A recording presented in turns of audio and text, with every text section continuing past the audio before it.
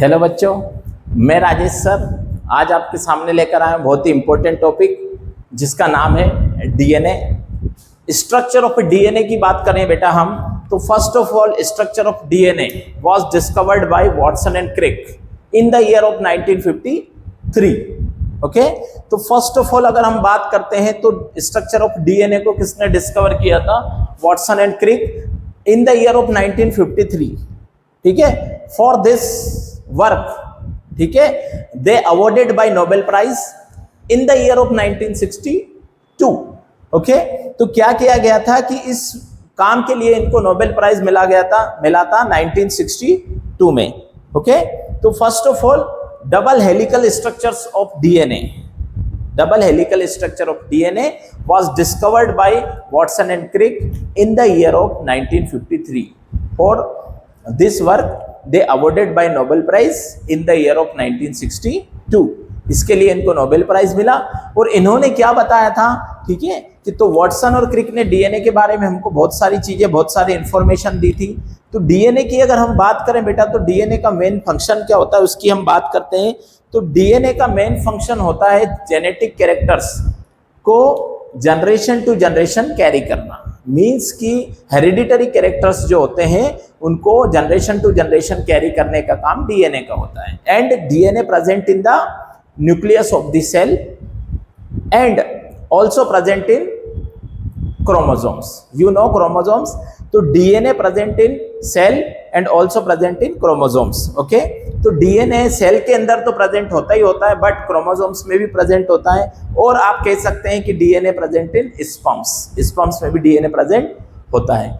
तो हम अगर बात करते हैं डीएनए के डबल हेलिकल स्ट्रक्चर्स की, तो डीएनए में बेटा क्या होता है देखेंगे आप।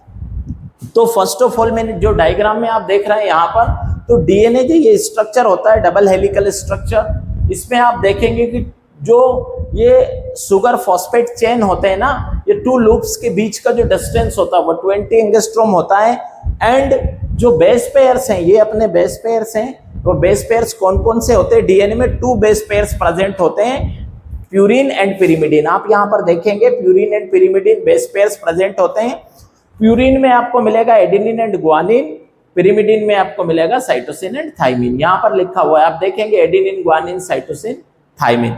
ओके, तो अगर आप देखेंगे इनकी बॉन्डिंग की हम बात करते हैं तो हमेशा ये होता है कि एडेनिन हमेशा बेटा एडेनिन डबल बॉन्ड से always attached with thymine with double bond and guanine always attached with cytosine with triple bond. तो ग्वानिन साइटोसिन के साथ ही ट्रिपल बॉन्ड से अटैच होगा and adenine attached with thymine with double bond. Okay, और इसकी हम बात करते हैं तो बेस पेयर्स, तो यही बेस पेयर्स होते हैं और इनमें बॉन्डिंग हो जाती है। 2 स्ट्रैंड्स के बीच के गैप की अगर हम बात करते हैं तो that is 3.4 angstrom and the distance between 2 loops strand, तो 2 लूप्स के स्ट्रैंड्स के बीच के डिस्टेंस की बात करेंगे तो 34 एंगस्ट्रॉम होता है। ओके, अब डीएनए की हम बात करें बेटा तो you know the full form of DNA. The full form of DNA is ribo nucleic acid. Means की डीएनए तो deoxy ribo nucleic acid. RNA अगर आपसे पूछे तो आप राइबो न्यूक्लिक एसिड बोलेंगे, और अगर आपसे पूछा डीएनए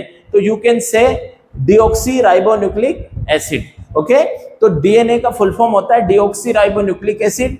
एंड एग्जाम्स में क्वेश्चन पूछ सकते हैं कि which sugar present in DNA, तो you tell the answer deoxyribose sugar. Okay, तो डीएनए में जो शुगर प्रेजेंट होता है दैट इज डीऑक्सीराइबोज शुगर। और जो शेप होता है उसका तो पेंटोज शुगर होता है बेटा जो डीएनए में प्रेजेंट होती है।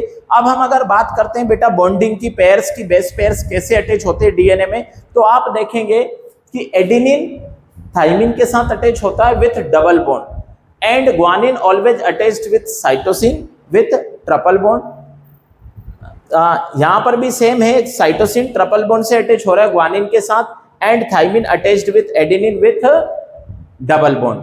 और ये देखेंगे आप तो शुगर फॉस्फेट बॉन्ड होते हैं, ये शुगर फॉस्फेट बॉन्ड्स हैं, शुगर फॉस्फेट के फॉस्फोरस के साथ अटैच होते जा रहे हैं। और इस तरह से हमारा जो है ना शुगर फॉस्फेट चेन, ये इस तरह से हमारा चेन बनता है, इस तरह से डीएनए का स्ट्रक्चर बनता है।